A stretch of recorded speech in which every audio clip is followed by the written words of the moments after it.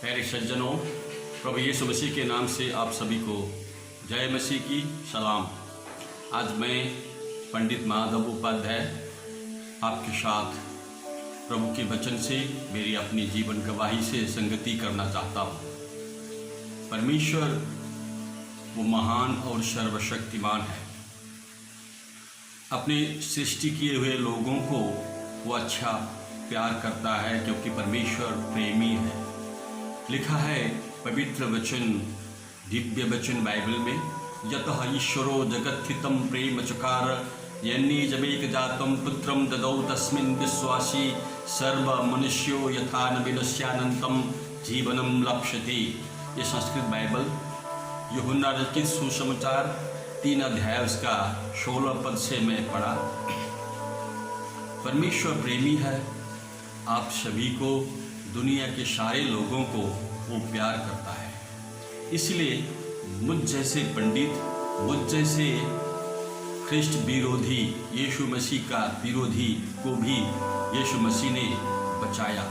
मुझ जैसे विरोधी को बचाने के लिए यीशु मसीह परम धाम से अवतरित होकर इस धरती में आया। सज्जनों, मैं एक पंडित, उपाध्याय ब्राह्मण, यीशु मसीह का शिष्य हूँ। आज मैं मेरा प्रभु यीशु मसीह का सेवा, उसका आराधना करता हूँ। मैं कैसे एक ब्राह्मण प्रभु यीशु मसीह को विश्वास किया, थोड़ा आपको मैं बताऊं। मैं धर्मशास्त्र को पढ़ता था, वैदिक धर्मशास्त्र का मैं लोगों के नज़र में ज्ञाता हो चुका था और शास्त्रों को पढ़ते हुए मैंने एक जगह मैत्रेयी उपनिषद 2 अध्याय उसका 26वां पद में ऐसा पाया। ये पढ़कर मेरे जीवन में प्रभु यीशु मसीह को ढूंढने में विवश किया। ऐसा है यहाँ, पाषाण लोह मणिमृन्मय विग्रहेषु पूजा पुनर्जनन भोग करी मुमुक्षो तस्माद्यति स्व हृदयार्जनमेव कुर्याद ध्यार्चनम परिहरित पुनर्भवाय। ये जब मैंने पढ़ा, मेरी अंदरूनी नज़र को इस श्लोक ने झंझोर कर रख दिया। मैंने सच्चाई को ढूंढने के लिए अब अपना समय मैं व्यतीत करने लगा। सच्चाई क्या है? क्योंकि लिखा है, इसका अर्थ है पत्थर, सोना अथवा मिट्टी द्वारा बनाई मूर्तियों की पूजा मोक्ष की इच्छा वाले मनुष्य को पुनर्जन्म का भोग प्राप्त करने वाला ही होता है। ऐसे पुनर्जन्म से बचने के हेतु सन्यासी, साधु, ब्राह्मण, पुरोहित सभी को ये बाहरी पूजा को त्याग कर अपने हृदय में ही परमात्मा का पूजन करे। ये ओजस्वी ऋषि का अपने शिष्यों को दिया हुआ शिक्षा है। और इन बातों को लेकर, इस शिक्षा को लेकर, इस श्लोक को लेकर मैं हैरान हो गया। मैं भी एक मूर्ति पूजक ब्राह्मण, मेरे पूर्वजों ने वही सिखाया, उन्होंने वही करके आया, मैं भी वही कर रहा था। लेकिन यहाँ आकर के मैं विवश हो गया। अब मैं क्या करूँ?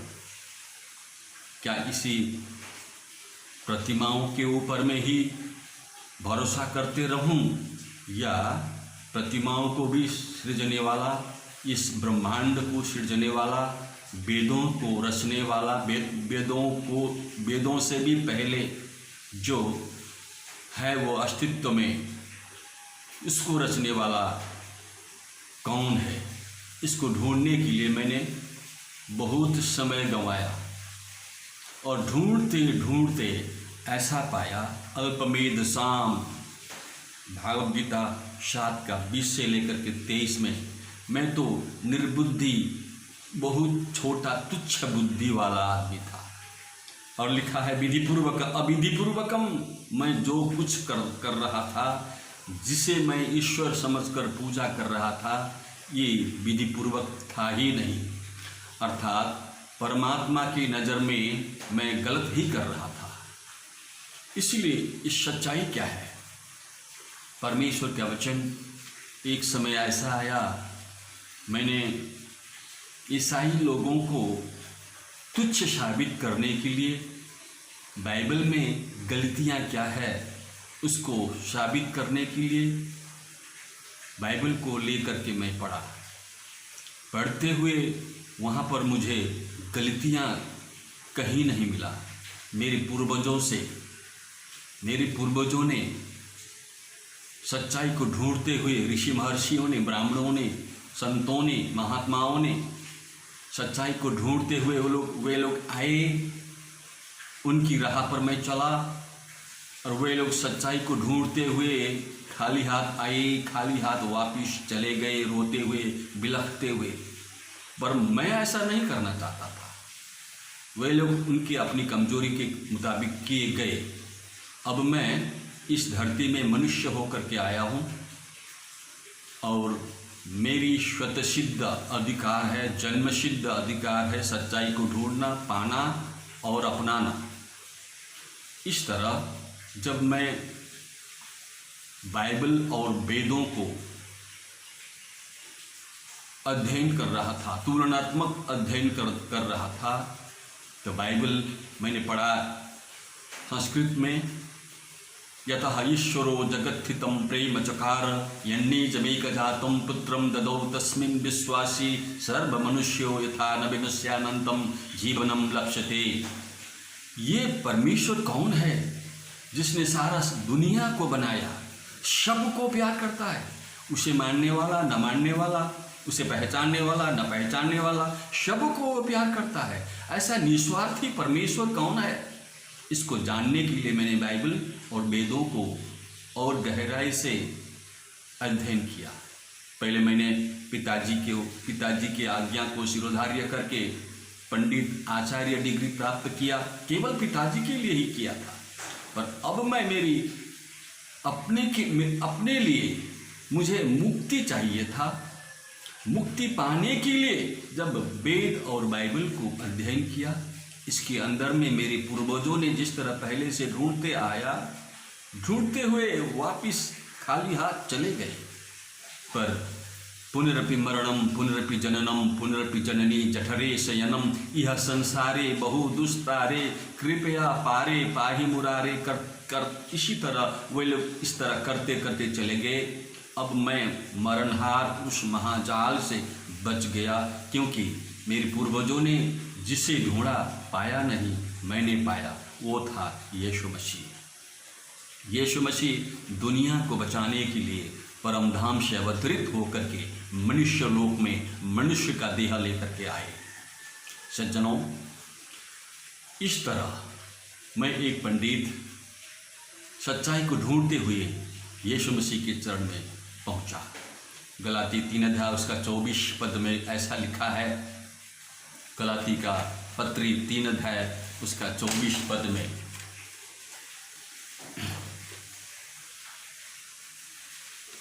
मैं आप लोग भी खोल कर देख सकते हैं। गलाती 3 अध्याय उसका 24 पद में ऐसा लिखा है, अतः व्यवस्था विधान हमें मसीह तक पहुंचाने के लिए हमारा अभिभावक हुआ कि हम विश्वास द्वारा युक्त ठहराए जाएं। परंतु अब जब विश्वास आ चुका है, हम अभिभावक के अधीन न रहे। इसका अर्थ है, जब तक धार्मिक विधान हमारे साथ हमें शिक्षा देते हुए हमें अगुवाई कर रहा था, मार्गदर्शक होकर के हमें मार्गदर्शन कर रहा था, ये धार्मिक विधान जो है, धार्मिक विधान ने हमें हमारी हाथ को पकड़कर सच्चाई को दिखाते हुए यीशु मसीह के चरण में पहुंचा दिया। जब यीशु मसीह के चरण में पहुंचाकर उसने अपना कर्तव्य पूरा करके छोड़ दिया, तब यीशु मसीह ने हमें हमारे हाथ को संभाल कर परमेश्वर की राज्य का नागरिक वारिस बनाया। अब हम उस धार्मिक विधान के अधीन में नहीं, अब हम यीशु मसीह के अनुग्रह के अधीन में है। यीशु मसीह ने हमें अपने लहू से पूरी रीति से धोकर शुद्ध किया और परमधाम में परमेश्वर परमात्मा के सामीप्य में खड़ा होने का योग्य बनाया। इसीलिए यीशु मसीह दुनिया में आया। वो आया आपके लिए, मेरे लिए, और वो दुनिया को बचाने के लिए अपना जीवन बलिदान कर दिया, आहुति स्वरूप, यज्ञ स्वरूपा होकर। इसीलिए सज्जनों, यीशु मसीह ऐसा महान और महाप्रतापी है।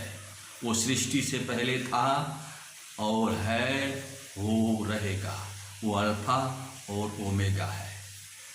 मैंने यीशु मसीह को पाकर मेरा जीवन को धन्य बनाया। मैं गुरुकुल में जन्मा, गुरु था, अब यीशु मसीह मेरा गुरु है। यीशु ने मुझे अंदरूनी ज्योति दिया और आज मैं उस ज्योति, मेरा प्रभु यीशु मसीह के चरण में उसी का सेवा और आराधना करता हूँ। सज्जनों, आप सभी को आज के इस वचन, इस वीडियो के जरिए, इस वचन से आप सभी को आशीष मिले। आपको ये पहली बार मैं इस हिंदी भाषा से मेरे यूट्यूब के जरिए आपके साथ संगति कर रहा हूँ। सज्जनों, यदि ये वीडियो आपको अच्छा लगे तो आप भी आशीषित होवे और अपने लोगों को आशीषित करें और इसे सब्सक्राइब करके आगे हमारे वीडियो में, हमारे यूट्यूब चैनल में आप लगे रहने पाए। मैं आपसे यह निवेदन करता हूँ, यीशु मसीह के नाम से आप सभी को आशीर्वाद हो, आनंदित रहे, सुखी रहे, सुरक्षित रहे। प्रभु यीशु मसीह के नाम से आपको शांति हो।